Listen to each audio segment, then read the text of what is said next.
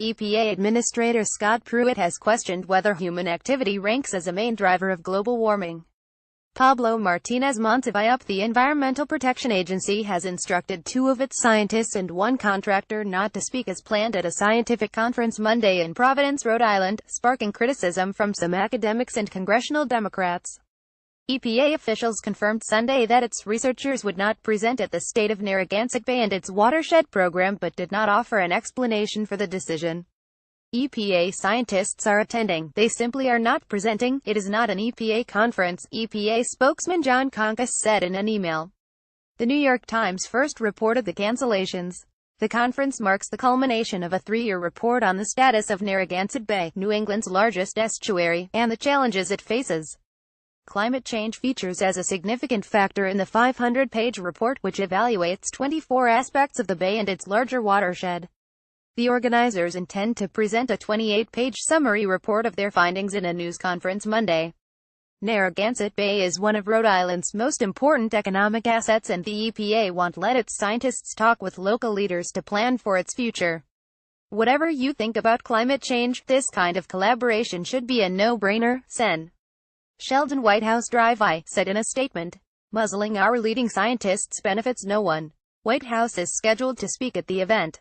For roughly 6 years, the EPA has provided about $600,000 annually for each of more than 24 national estuaries, including the Narragansett Bay Estuary Program, the conference's host. The program's director, Tom Borden, said the head of the EPA's National Health and Environmental Effects Research Laboratory Atlantic Ecology Division in Narragansett informed him Friday that the keynote speaker, division research ecologist Adam Ochkowski, and another colleague in the lab, Rose Martin, would not be able to make presentations at the event. I was not given a clear reason why, Borden said in an interview, adding that his team had worked closely with several of the agency's scientists on protecting and restoring the bay.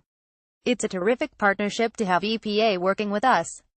An EPA contractor who had contributed to 2 chapters of the report, Emily Shumshinia, was also told not to speak at the event. She and Martin were slated to take part in a panel titled The Present and Future Biological Implications of Climate Change. Borden said the organizers invited Ochkowski and Martin because they were independent scientists who could offer valuable perspectives. At least 1 senior regional EPA official is expected to attend the conference Monday. It is unclear whether the researchers previously scheduled to speak will go. The estuary report, which was subject to extensive peer review and public comment, charts how Narragansett Bay is becoming cleaner but also faces challenges such as nutrient runoff and climate change. The issue of the EPA's approach to climate change science has become even more fraught since Donald Trump became president, as Administrator Scott Pruitt has questioned whether human activity ranks as a main driver of the warming the globe has experienced in recent decades. Political appointees have removed pages from the agency's website that address the issue and have canceled some grants supporting climate change initiatives. Robinson Fulwiler, a Boston University ecosystems ecologist who has studied the effects of climate change on marine life, called the situation an abuse of power by the Trump administration. The silencing of government scientists is a scary step towards silencing anyone who disagrees, she said in an email. The choice by our government leaders to ignore the abundant and overwhelming data regarding climate change does not stop it from being true or prevent the negative consequences that are already occurring and those that are on the horizon.